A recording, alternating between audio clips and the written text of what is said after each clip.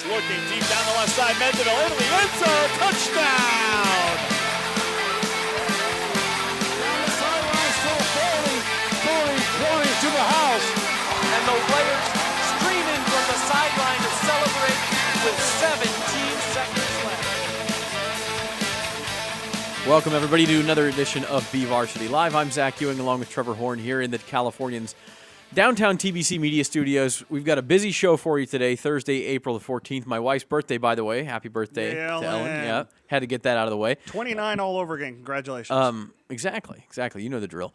It's kind of a throwback edition of BVarsity Live today, because we've got a couple of former prep Bakersfield athletes in studio, starting with Meghan Shain, and then what, are we going to surprise with our second guest? No, let's just go ahead and let's not just say former prep. Two very prolific two former stars. Yeah, Yes. absolutely.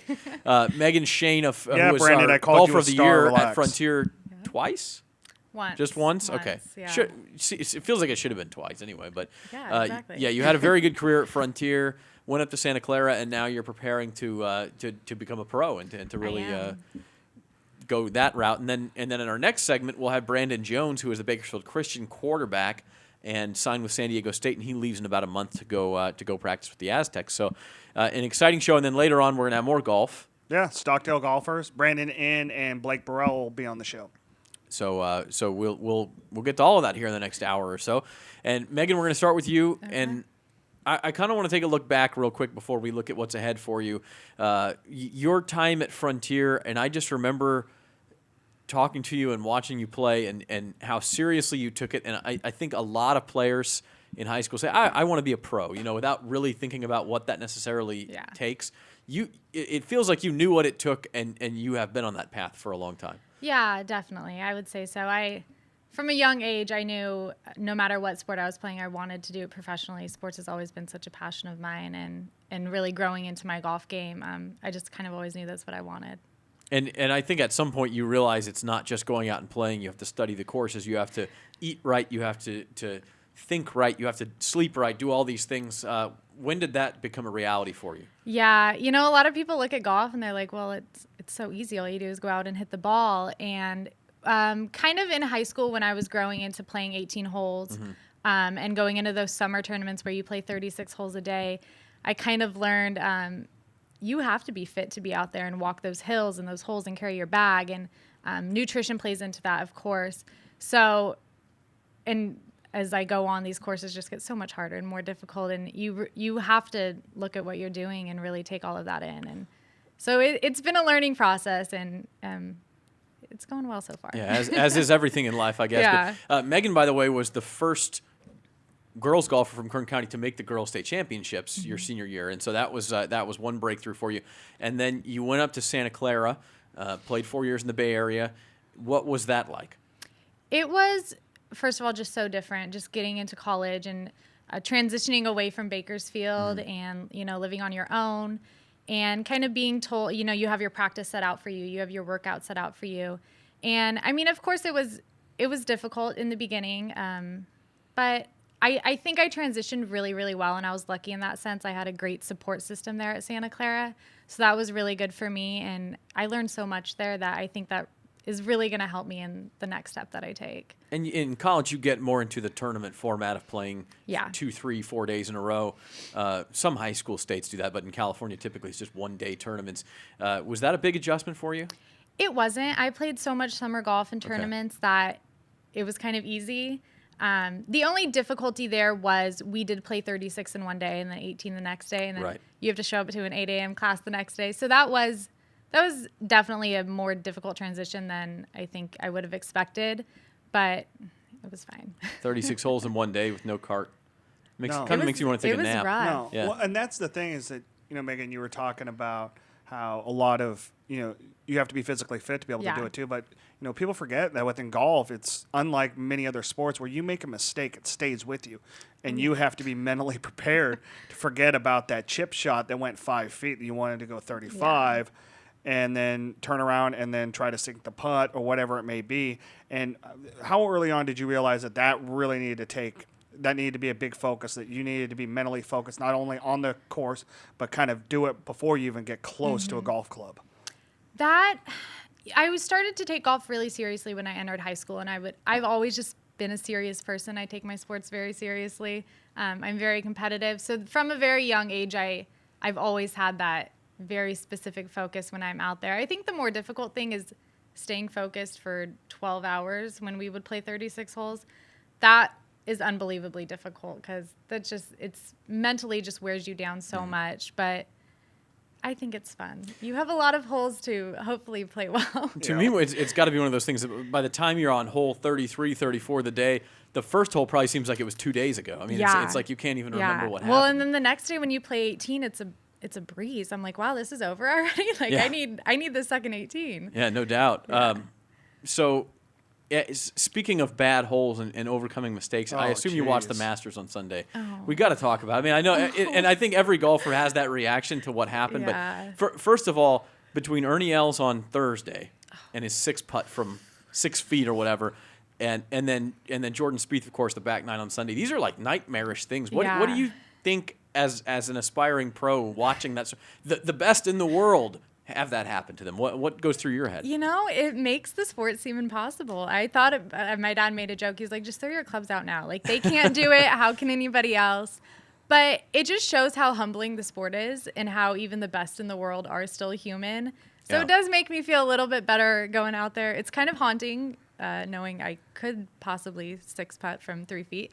But hopefully that won't happen. But I've done that. It definitely makes me done feel that. better when I'm duffing around out there. Yeah, Both of you know, to know. exactly. Well, it Yeah. was funny. It's like, Trey Wingo, ESPN personality, is a real big golf guy. And he tweeted out right after Jordan chunked that chip shot. And he went, I think he tweeted out, breaking, golf is hard. Yeah, No kidding. I mean, so it's is. absolutely incredible. And the thing people don't realize about those professional courses, and I'm sure this is something you've gotten to know, the greens are like glass. It's not like Yeah. going to play your local muni. I mean, those things are Yeah. what Ernie Els was doing. It looks easy, but for me or you, we'd 6-putt that every single time. Because Trevor, we you would, might not, Megan, man, but- I would ice it hope across. not. I would go short because I'd be like, I don't want to hit it too hard. I know.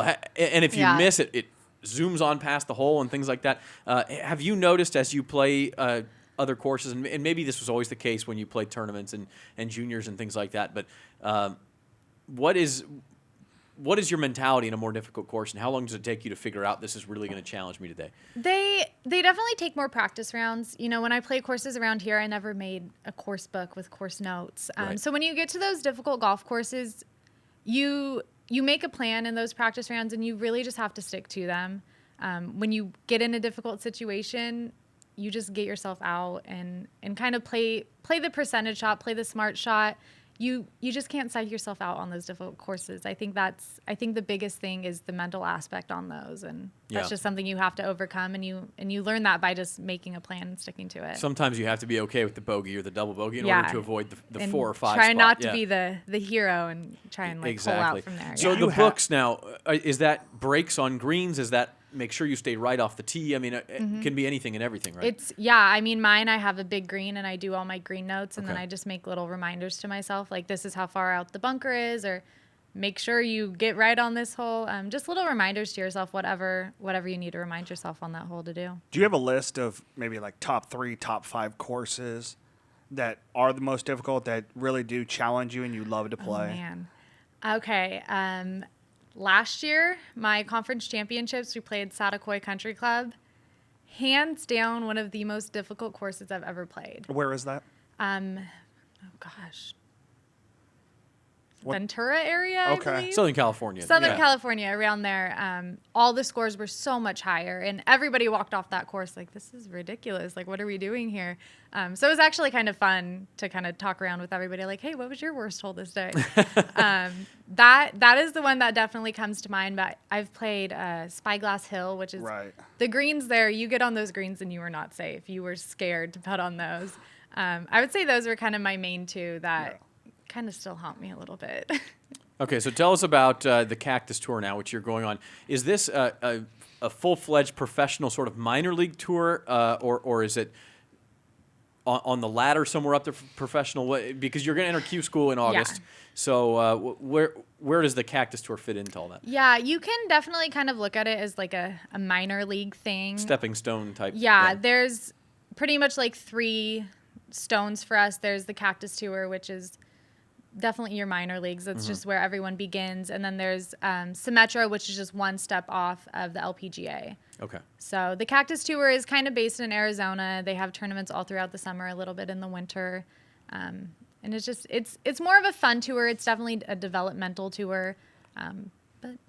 But you'll take it competitive because we know. Of course I will. Do you have a schedule laid out for the summer right now? I do. It's very busy schedule. I'll be in Arizona for about 5 weeks. I have 4 tournaments there. I go to Vegas for 3 weeks, and then I go to Palm Springs for about 2 months, and that's right before Q School and at the end of August. And so all of that Vegas and Palm Springs, is that also part of the Cactus Tour? Or is that Yes, okay. yeah. So they kind of move around a little Yeah.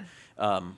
What do you hope to accomplish? I mean, obviously you're working on your game in a general sense as you get ready for Q School, but do you have specific goals in mind? I mean, obviously the goal at the end of the day would be to make it through all the stages of Q School. I think that's everyone's goal. But I'm also realistic in the sense that this is my first year of professional golf. I am definitely going to take this as a learning step. I'm trying to plan all my tournaments. I'm trying to budget. I'm trying to learn how I'm going to travel for months at a time, which is something I have never done before. So I'm definitely going to use it as an experience. And of course, you have your higher goals of at the end of the day, I want to be on tour. But I'm also realistic that this is my first year, and I want to take away as much as I can from this year. Now, do they play Thursday, Friday, Saturday, Sunday? Is that They typically? play Monday, Tuesday, Wednesday. Oh, they do? Okay, so it'd be more like a college type. Yeah. So you're used to that sort of a schedule, but you don't have class, you don't have any of that to deal with, so that's good. How about the traveling aspect of it? Are you going solo here? Are you bringing a parent with you? I mean, how are you going to? I am actually traveling with an old teammate of mine. Okay. She's been on the Cactus Tour for about 2 years now, so she's gonna kind of teach me the ropes a little bit. So that'll be really nice to have somebody there to not only just travel with and make sure we're safe, but I also have someone to kind of teach me the ways to do it out there. And I think that's really great because the thing in high school and college, you have a team around you. You're traveling with the same people, same coaches, that sort of thing. And it's the same way with tennis, Trevor, or anything else. I mean, you can get lonely out there, and I don't think people realize that. I mean, how much, because you're competing by yourself, for yourself, and only with yourself in some cases. Or you have a caddy or a swing coach maybe, but they're not working solo one-on-one with you always. Have you thought about that? I mean, obviously you have a teammate to help you. Yeah, I definitely have. I know some girls that are on tour or on like the Symetra, and they've kind of talked about that being an issue.